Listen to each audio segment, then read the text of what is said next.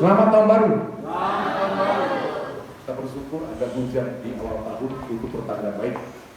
Itu bisa menjadi hujan berkah. Jadi jangan katakan hujan lagi.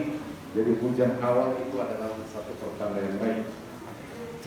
Kita akan menikmati firman Tuhan menjadi bekal kita di tahun yang baru ini. Saudara akan mulai bekerja dalam suasana yang baru, hari yang baru, minggu yang baru, bulan yang baru, tahun yang baru, dan tidak pernah sama dengan hari-hari yang lain.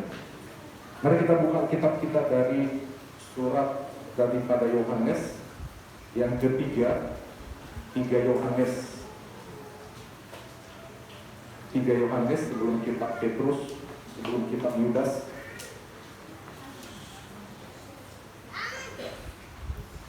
3 Yohanes pasal pertama, dan memang hanya satu pasal, ayat pertama sampai ayat yang keempat. Surat Yohanes yang ketiga, pasal 1 ayat pertama sampai ayat yang keempat. Kembali saya minta kita bangkit berdiri. Kita akan baca bergantian. Saya mulai dari ayat yang pertama.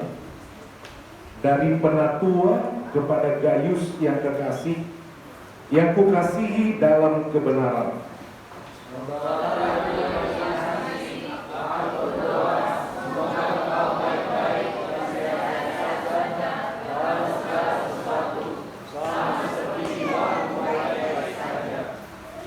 Sebab aku sangat bersuka cita ketika beberapa saudara datang dan memberi kesaksian tentang hidupmu dalam kebenaran, sebab memang engkau hidup dalam kebenaran.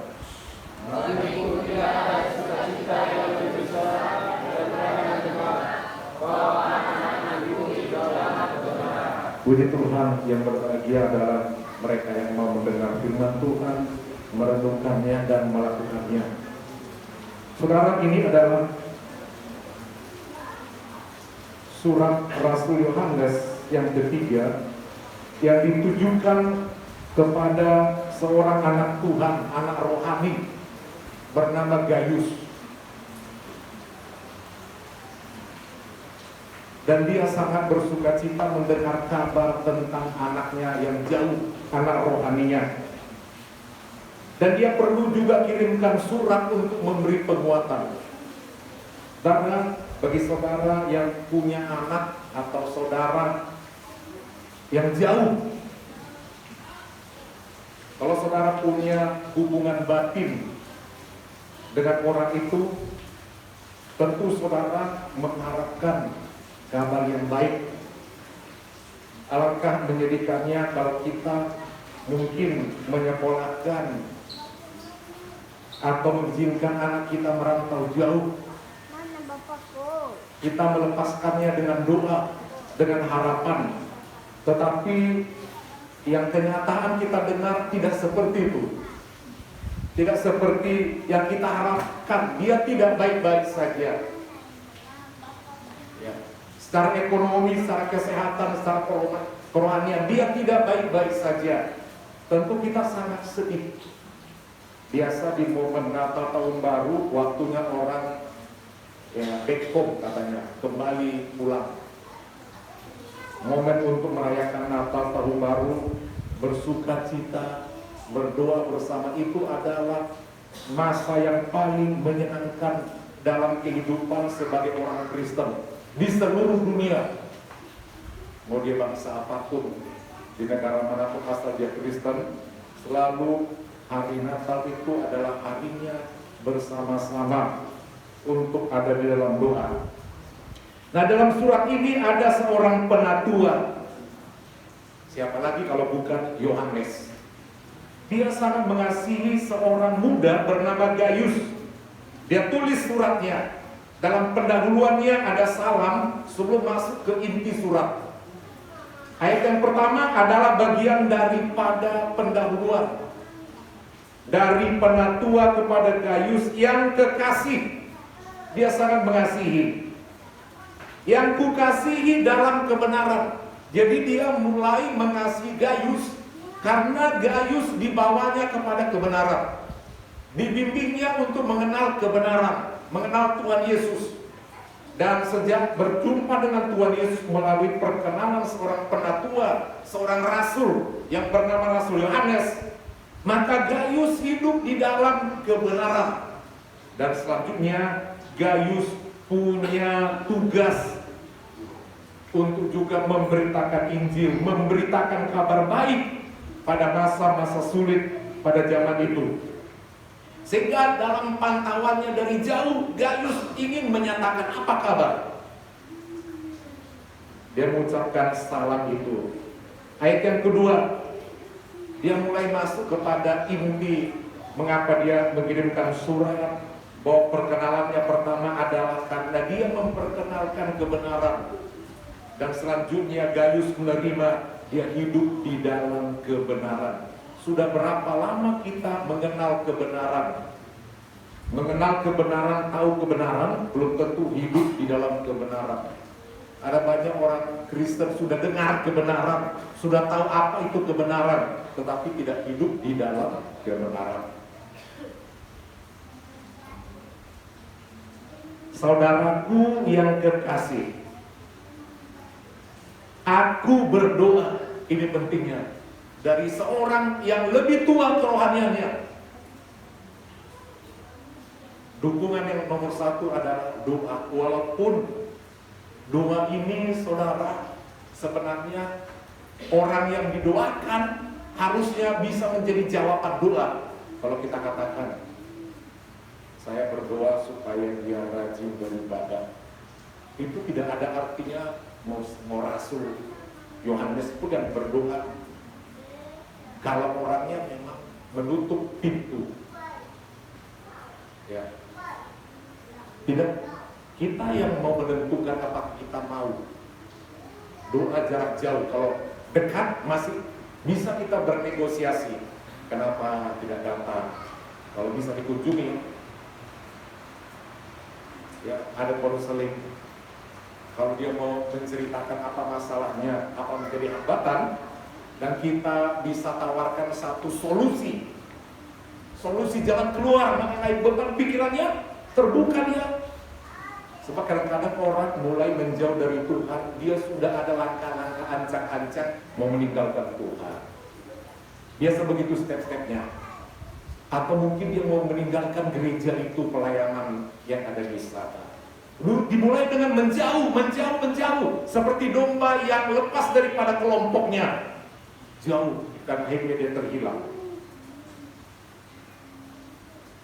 Saudaraku yang kekasih, Gaius, aku berdoa, semoga engkau baik-baik dan sehat-sehat saja dalam segala sesuatu, sama seperti jiwamu baik-baik saja.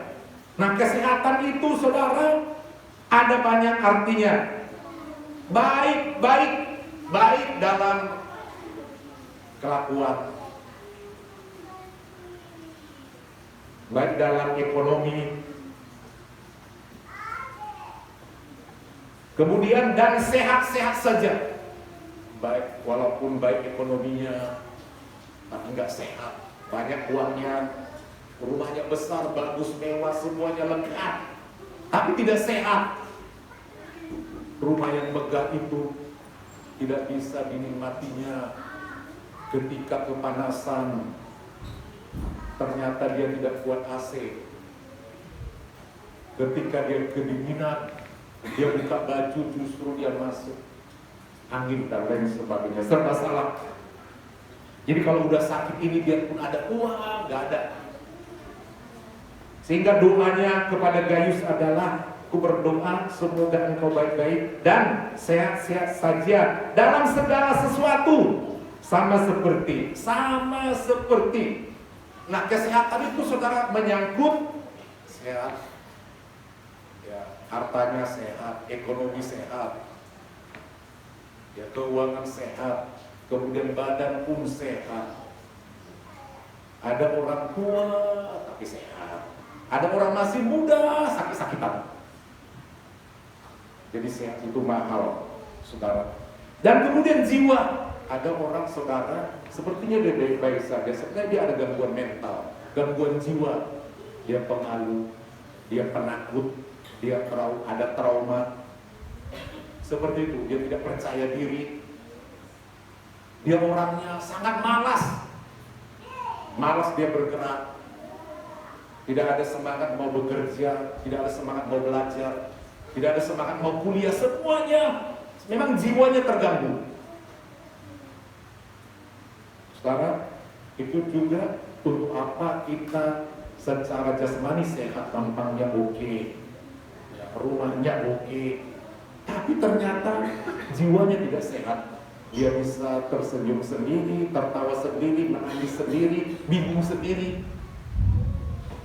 Jadi saudara, perlu kita dekat sama Tuhan, yaitu hidup di dalam kebenaran, supaya melalui hidup itu kita diberkati.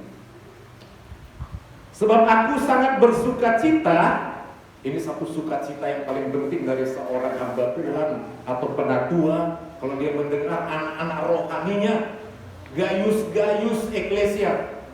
Kalau didengar seorang gembala sidang, gayus-gayus eklesia, dikatakan demikian. Aku sangat bersuka cita ketika beberapa saudara datang mengunjungi penatua itu Yohanes, memberi kesaksian tentang hidupmu dalam kebenaran. Ada teman baru pulang dari kota besar menceritakan, Om, si ini sekarang merantau, dia sudah berhasil, dia baik-baik saja, dia bekerja dengan baik, dia juga ambil bagian dalam pelayanan melayani, dia juga menjadi berkat di komunitas kami. Ada komunitas yang sangat membutuhkan dan dia tergerak hatinya dan lain sebagainya. Tentu itu menjadi sukacita. Kalau juga mungkin ada jemaat yang jauh, lama tidak kelihatan, ternyata dia sedang pergi ke satu tempat dan kita mendengar baik-baik saja, seorang hamba Tuhan pasti bersukacita. Dan sebaliknya, kalau yang kita dengar adalah yang sama sekali jauh, dia sakit-sakitan sekarang, dia udah kurus, tidak seperti dulu lagi. Aduh, dia pun tinggal di satu kontrakan, nggak layak sebenarnya untuk didiami. Terus bagaimana? Aduh, dia juga udah terlibat ini. Tentu itu sangat menyedihkan. 2023, tadi malam mungkin saudara sudah berdoa. Saudara, doa saja tanpa ada usaha bagi kita untuk mewujudkan doa itu, impian itu semua tidak ada artinya. Hidup di dalam kebenaran, kesaksian tentang hidupmu dalam kebenaran, sebab memang engkau hidup di dalam kebenaran. Kalau kita ingin lebih diberkati, saudara, intinya adalah hidup di dalam kebenaran. Kalau saudara hidup dalam kebenaran, waktu bekerja juga saudara benar kerjanya, tidak suka terlambat, tidak merusak barang, tidak mengutil barang, bekerja dengan baik dan lain sebagainya. Ya, seperti itu. Banyak hal-hal yang kita lakukan. Hidup dalam kebenaran, kita juga seimbang. Kita mau beribadah, kita mau melayani, kita mau berkorban setia dan sebagainya, itu hidup di dalam kebenaran. Kemudian dia menyatakan isi hatinya tentang sukacita, tentang kebahagiaan, kebanggaan seorang ayah apa terhadap anaknya, kebanggaan seorang ibu terhadap anaknya apa. Coba kita tanya, kalau kita berdua malam-malam, atau contohnya tadi malam, apa? Kita tanya sama anak kita, apa pergumulanmu hari ini, buruk untuk tahun ini? Dia katakan. Demikian juga anak kita, apa? Seperti itu. Bagiku tidak ada sukacita yang lebih besar, tidak ada sukacita yang lebih besar dalam mengiring Tuhan daripada mendengar bahwa anak-anakku hidup di dalam kebenaran. Mari kita beri kemuliaan bagi Tuhan. Itu nomor satu, hidup di dalam kebenaran. Biar uangnya banyak tapi gak benar dia dapat.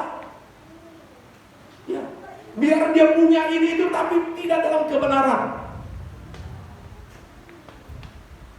Saudara, hidup di dalam kebenaran ini menjadi satu sumber berkah. Artinya ada keseimbangan. Tadi doa daripada penatua itu terhadap Gayus itu dikatakan, engkau baik-baik dan sehat-sehat saja dalam segala sesuatu. Kemudian dikatakan juga mengenai tentang jiwanya yang baik-baik saja. Tidak ada yang gangguan mental, gangguan jiwa. Ini penting. Jasmani, rohani, materi sehat.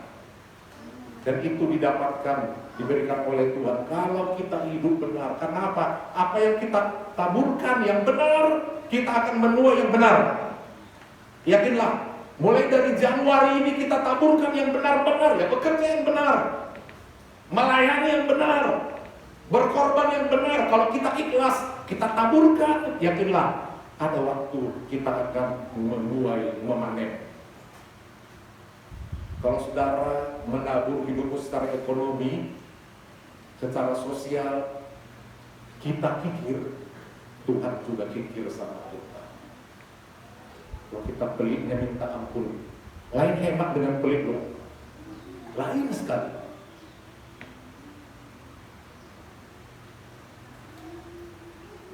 Mari kita taburkan sesuatu yang baik untuk mendapatkan yang baik. Jangan kita ingin mendapatkan yang baik daripada Tuhan, tetapi kita tidak pernah berbuat baik buat Tuhan, buat apa yang diharapkan oleh Tuhan. Sehingga kita pikir hanya kekuatan kita baru kita bisa mendapatkannya. Tidak penting tentang ini itu. Saudara, bukan karena kekuatan kita bisa dapatkan, saudara. Untung nasib apapun itu semua Tuhan yang bisa mengatur, saudara. Kalimat yang mengatakan, saudaraku yang kekasih, aku berdoa semoga engkau baik-baik dan sehat-sehat saja. Alkitab Perjanjian Baru ditulis dalam bahasa Latin. Kata baik-baik dan sehat-sehat saja, ada beberapa perbedaan kata di dalam kata itu, sehingga beberapa penerjemahan memilih kata-kata yang berbeda. Ternyata apa yang disebut dengan semoga engkau baik-baik saja paling tidak mengandung dua makna. Terjemahan yang pertama dalam bahasa Inggris dikatakan all may go well. Kata baik-baik saja, semua yang direncanakan, semua yang kita lakukan, all may go well, berjalan seperti yang diinginkan, seperti yang direncanakan. Itu betapa bahagianya. Kalau seperti yang kita inginkan terjadi, berjalan dengan baik, pasti kita merasa bahagia. Baik-baik saja. Kita berharap anak kita akan bagus sekolahnya, semua berjalan dengan baik. Pekerjaan kita berjalan dengan baik, semuanya berjalan dengan baik. All may go well. Saudara ingin dapatkan seperti itu. Semua yang saudara lakukan dari satu keluarga, anak kita, cucu kita, programnya semua yang kita planningkan, di malam tadi kita berdoa, all may go well. Amin. Itu nomor satu. Artinya, arti yang kedua, baik-baik saja ternyata you may prosper. Artinya makmur. Wah, secara ekonomi, secara kesehatan makmur. Nah, jadi rupanya tidak sekedar semua berjalan dengan baik, tetapi ada kemakmuran, ada kekayaan. Amin. Nah, ini penting. Kalau nggak ada uang kan nggak bisa beli-beli, nggak bisa jalan-jalan. Makmur itu penting. Makmur selanjutnya adalah sehat. Tubuhnya sehat. Amin Bapak Ibu. Biar kepeng ada, dompet tebal selalu, tetapi sakit. Lama-lama habis juga. Itu sebabnya kita perlu berdoa. Dan ternyata doa seorang penatua terhadap Gaius ampuh, dan Gaius dipakai oleh Tuhan. Jadi pentingnya berdoa dari orang yang lebih rohani, terhadap orang yang sudah dilayani. Siapa yang pertama kita layani? Yang dekat dengan kita. Kalau Bapak kepada anak-anaknya. Itu nomor satu.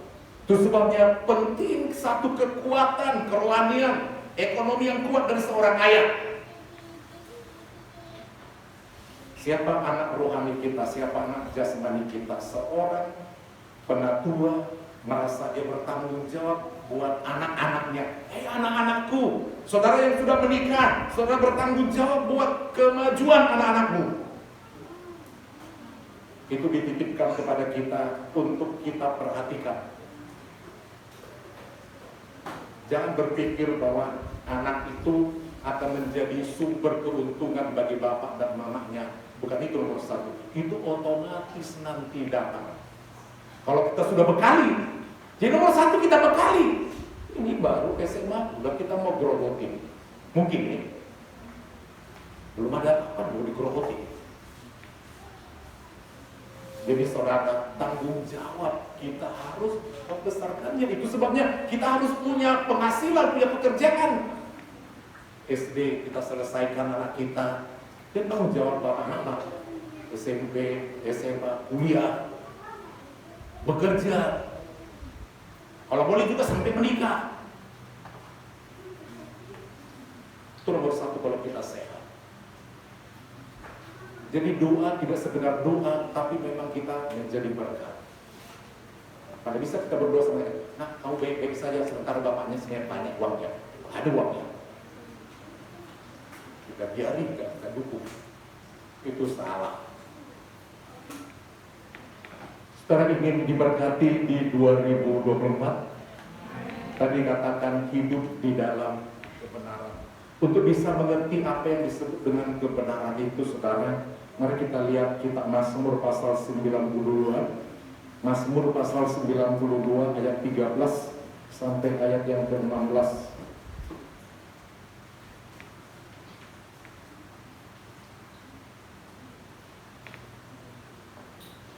Mazmur 92 ayat 13 sampai ayat yang ke-16. Demikian firman Tuhan. Orang-orang benar akan bertunas seperti pohon korma, akan tumbuh subur seperti pohon aras di Libanon. Mereka yang ditanam di bait Tuhan akan bertunas di pelataran Allah kita. Pada masa tua pun mereka masih berbuah, menjadi gemuk dan segar, untuk memberitakan bahwa Tuhan itu benar, bahwa Ia gunung batuku dan tidak ada kecurangan padanya. Saudara, ayatnya yang ke-10, ayat yang ke-16 di pasal 92 ini, saudara, menyatakan apa alasannya pentingnya kita hidup benar. Dan nanti ada hasilnya.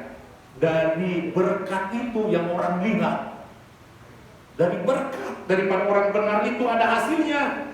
Itu ternyata apa firman Tuhan tadi yang dikatakan hidup orang yang dalam kebenaran akan diberkati. Oh, ternyata firman itu benar. Butuh waktu untuk melihat apakah kita benar-benar mengikuti firman Tuhan. Pada masa usia tertentu kita boleh melihat apakah kita bertunas, bertumbuh, berbuat diberkati. Kalau mungkin masih muda-muda belum. Tetapi dari muda akan kelihatan apakah dia melakukan firman Tuhan. Panennya nanti pada usia tertentu. Itu sebabnya jangan berhenti melayani, berkorban, menabur. Hidup di dalam kebenaran. Nanti akan kelihatan untuk memberitakan bahwa Tuhan itu benar. Amin. Bahwa firman Tuhan nanti khotbahkan itu benar. Ya, kalau kita hidup dalam kebenaran dan ternyata keluarga sana kelihatan ya, dari dulu memang dari kecil kita lihat mereka suami istri anak-anak semua rajinnya yang bertuhan itu, yang melayani itu, ketulusannya, keikhlasannya. Tak heran ya mereka lebih diberkati. Oh, silanu dari kecil memang begitu ya, begitulah mereka. Jadi ayat 16 ini mengatakan untuk memberitakan bahwa Tuhan itu benar.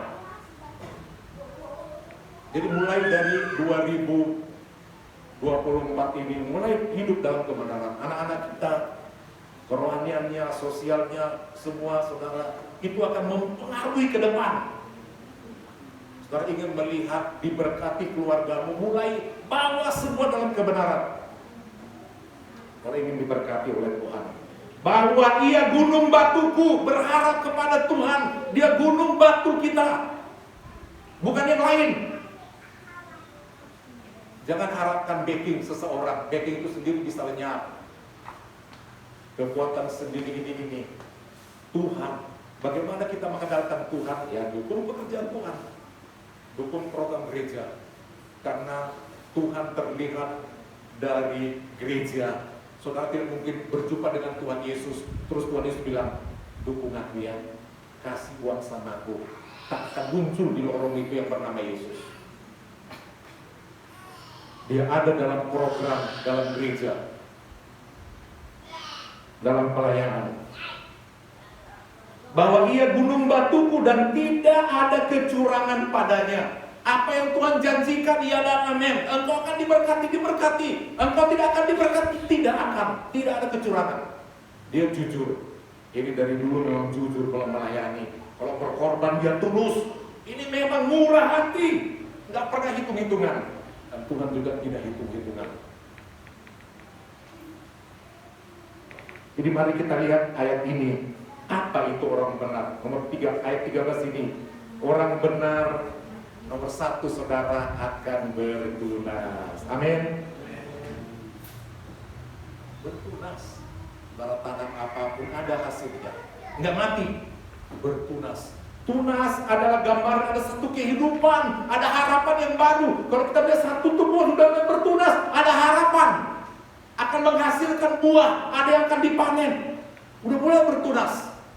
Kalau kita melakukan kebenaran, kita akan melihat bertunas.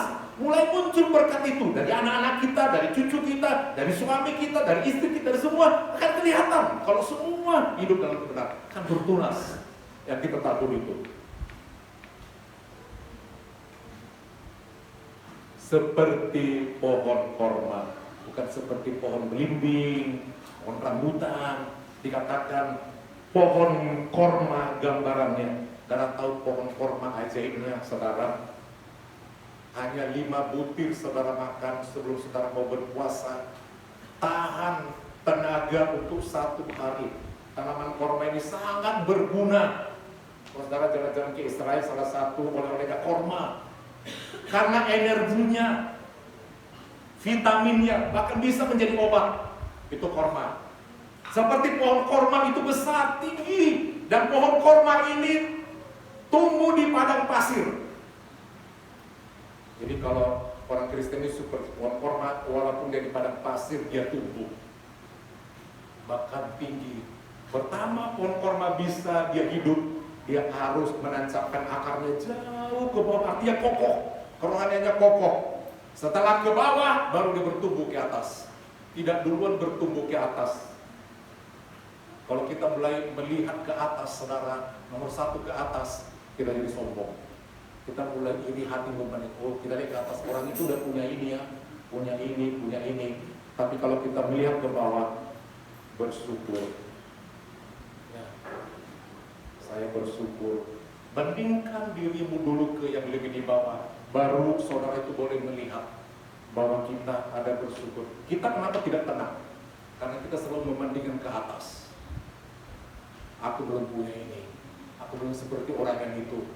Tapi kalau kita melihat ke bawah, saudara, kita boleh bersyukur dan kita semangat. Nomor 1 yang Tuhan maukan untuk diberkati, kerendahan hati. Nomor 1, orang yang rendah hati akan ditinggikan. Jadi nomor 1, kita merendahkan diri dulu ke bawah, baru Tuhan memberkati kita. Jangan duluan kita tunjukkan hebat kita tinggi ke atas, tapi ke bawah tidak kuat, kita ambruk. Itu pohon korma. Ada di tengah padang pasir yang kering, padang gurun, ada badai apapun, dia tetap berdiri kokoh. Sebab akarnya kuat tertancap ke bawah, jauh ke dalam, mendapatkan mata air, dia tumbuh kuat. Seperti pohon korma, kuat dimanapun, di musim apapun. Itulah orang benar. Dan dikatakan juga dia tumbuh seperti pohon aras di Libanon. Pohon aras di Libanon. Kita tahu Libanon itu juga daerah-daerah Palestina sana, di daerah Arab. Dan sekarang berdiri juga negara Libanon. Saudara, pohon arasnya itu dipakai oleh orang Israel untuk membangun bait Allah. untuk tiang-tiang utama. Dan itu sangat kokoh. Produksi dari negara Lebanon itu harum pohonnya dan kuat, sangat keras. Keharuman itu membuat tidak ada satu ngengat apapun yang membuat dia busuk. Dia tahan lapuh. Itulah pohon aras yang dari Lebanon. Artinya kita orang benar akan bertunas seperti pohon korma yang menghasilkan manis bagi orang lain.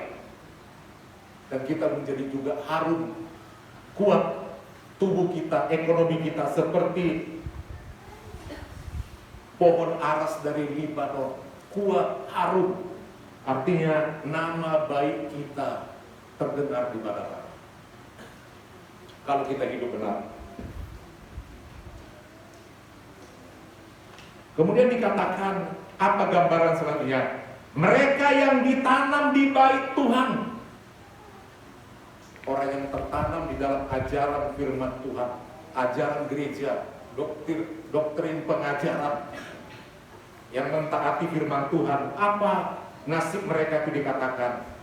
Mereka yang ditanam di bait Tuhan akan bertunas di pelataran Allah kita. Apa selanjutnya? Seperti tadi pohon aras, pohon korma, seperti yang tertanam di rumah Tuhan.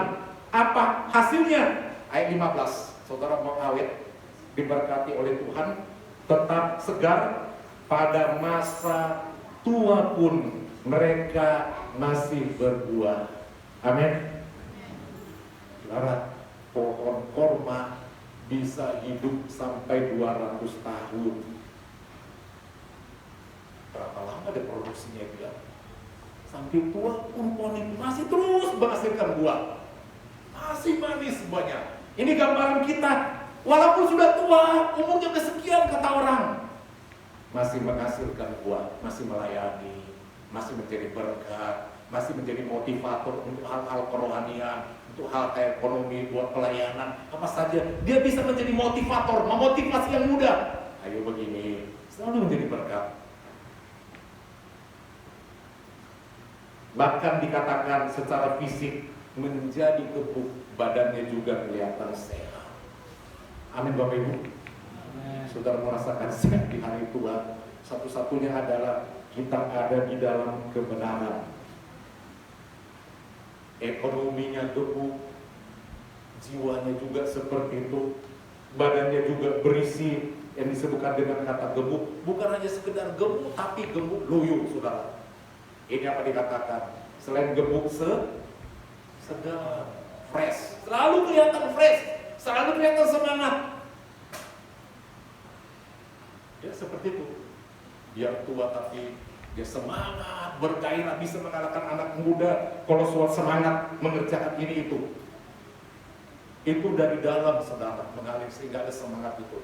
Ketika kita hidup di dalam kebenaran. Jadi mari kita sebagai anak-anak Tuhan jangan percayakan kepada pikiran kita. Mari kita mendukung pelayanan. Jangan ada yang menjauh ya hanya karena beda pilihan. Ada loh begitu, beda pilihan. Kok pilih mana? Wow. Kok mana? Genjir. Kok mana? Ipin katanya. Mereka berselisih karena itu. Kalau Bapak Kepala nyasarakan dukung yang mendukung pembangunan gereja ini. Berkatnya luar biasa. Kalau saudara mendukung pelayanan di sini, saudara datang misalnya tiang-tiang buat gereja kita itu permanen loh. Berkatnya ketika saudara ada di situ permanen berkatnya. Dinikmati sampai anak cucu berapa generasi terus di situ ada. Tapi kalau saudara hanya sekedar dapat 500.000 di kantong, nggak sampai sebulan habis, nggak ada lagi berkatnya. Lenjak. Saudara mendukung buat rumah Tuhan ini, itu awet. Dinikmati orang. Kalau hanya dapat saudara 500.000 kantong buat jajan apa, udah nggak ada lagi apa-apanya. Mari semangat melayani Tuhan. Ditanam di rumah Tuhan, pasti diberkati. Amin. Amin. Pasti diberkati Tuhan. Baik tenaga kita. Kalau 2023 ada yang malas ikut gotong royong, pegang firman Tuhan. Bukan buat sekedar bapak gembala, buat rumah tangga lebih diberkati. Itu janji firman Tuhan. Karena firman Tuhan seperti itu, untuk memberitakan bahwa Tuhan itu benar, bahwa Ia gunung batuku dan tidak ada kecurangan padanya. Artinya setiap rupiah sekecil apapun yang kita pakai buat rumah Tuhan, buat pelayanan itu tidak ada kalkulator Tuhan yang meleset, tidak dia nilai. Tapi kalau sama orang dikasih mungkin 500, besok-besok kita nggak dukung dia itu. Kau menerima saja kau. Kan begitu. Diungkit. Tuhan pernah mengungkit? Ada. Tidak diungkit. Justru makin diberkati. Itulah Tuhan itu, saudara, begitu baiknya. Bukankah saudara menginginkan mujizat 2024? Amin. Saudara menginginkan mujizat? Loh, tentu banyak permohonan kita yang menurut kita tidak masuk akal. Tapi kalau kita ingin mujizat, lakukan sesuatu bagi Tuhan, pertanda iman kepada Tuhan. Yakinlah Tuhan itu baik. Tuhan itu baik, pasti memberkati anak-anakmu. Kalau saudara andalkan Tuhan, yakinlah. Yakin. Tuhan itu baik. Dia tidak pernah tinggalkan anak-anaknya yang berharap kepada Dia. Amsal pasal 11 ayat 28. Kitab Amsal pasal 11 ayat 28. Demikian firman Tuhan, siapa mempercayakan diri kepada kekayaannya akan jatuh, tetapi orang benar akan tumbuh seperti daun muda. Amin. Saya akan diri sama Tuhan. Dia tidak pernah berhenti, dia tidak pernah terlambat untuk memberikan pertolongan.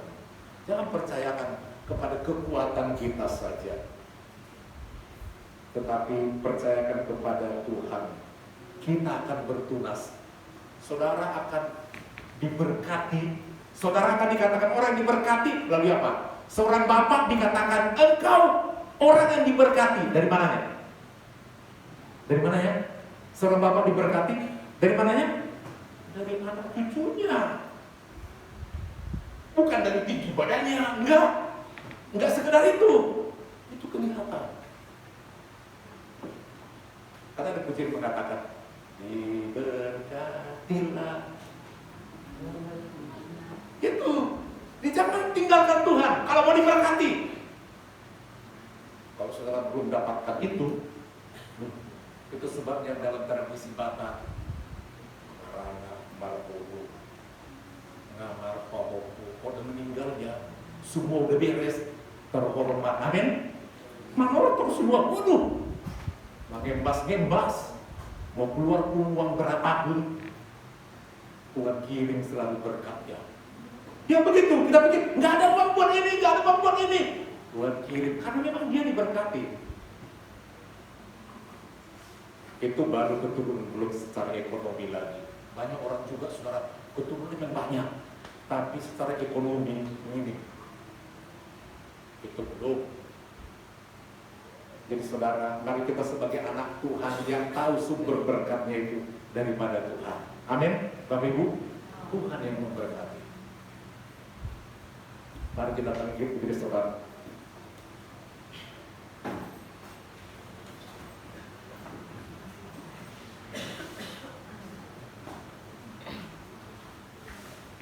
Tuhanku mau menyenangkanmu. Senangkan hati Tuhan, otomatis Tuhan akan memberi kesenangan berkat bagi saudara.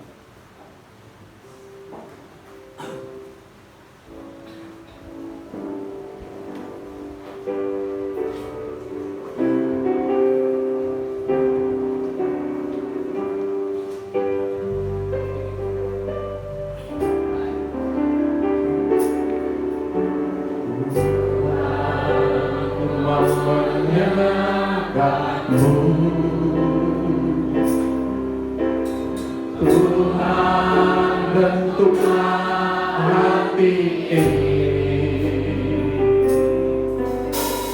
jadi pejangan untuk hormatmu, cemerlang bagai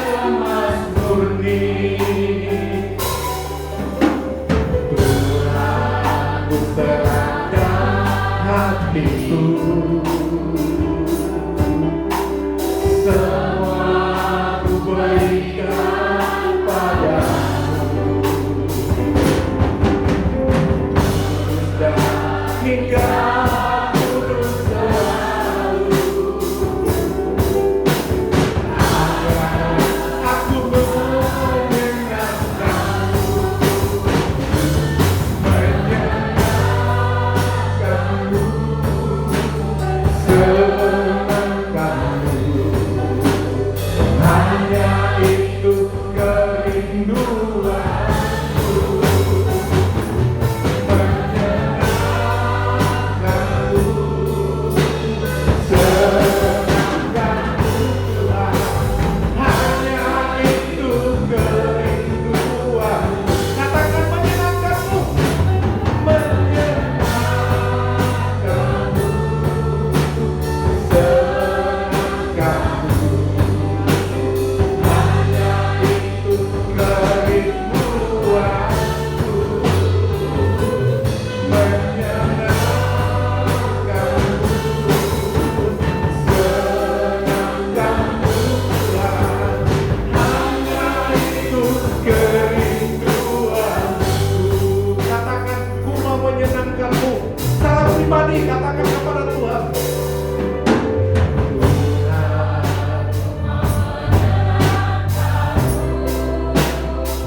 Inilah doa kami Tuhan. Tahun 2024 kami mau lebih lagi menyenangkan hati Tuhan. Tentu kami semua. Kami mau dipakai oleh Tuhan bagaikan bejana emas murni. Kami menyerahkan hidup kami 2024 bersama Tuhan. Tuhan berkati pekerjaan kami, memberkati rumah tangga kami, umat-Mu. Kami mau dipakai oleh Tuhan. Semua dari Tuhan dan bagi Tuhan yang ada pada kami.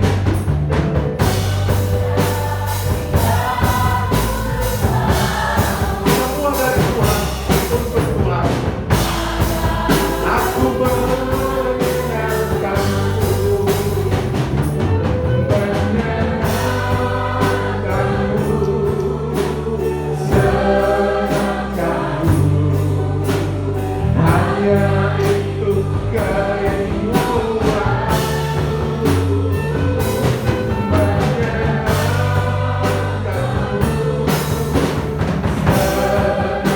Tuhan. Hanya itu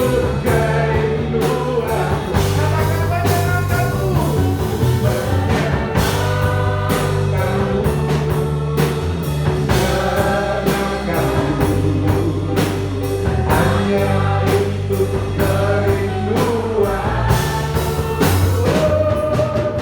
menyenangkanmu,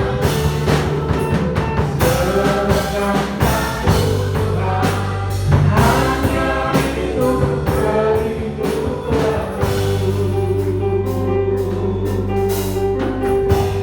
dengan kasih Kristus, Opung Riri Doli tampil ke depan berdoa.